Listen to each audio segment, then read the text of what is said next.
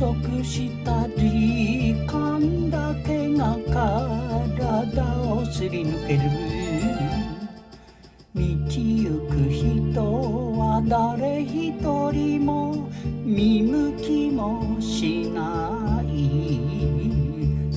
恋はいつの日も捧げるものだから、じっと耐えるのが務めと信じてる。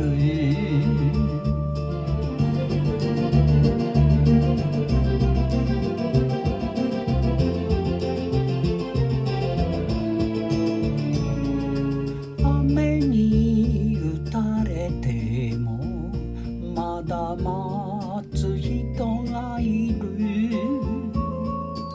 人の数が減る土曜の昼下がり、約束した言葉だけを幾度も噛みしめて、追い越す人に小づかれても身動きしない。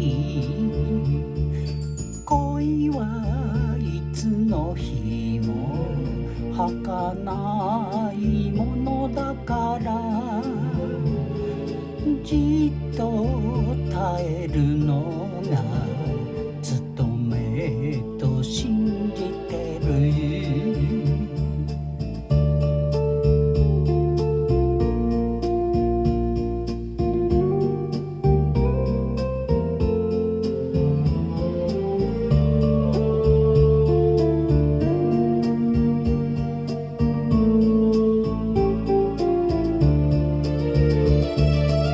約束した心だけが涙によみがえる。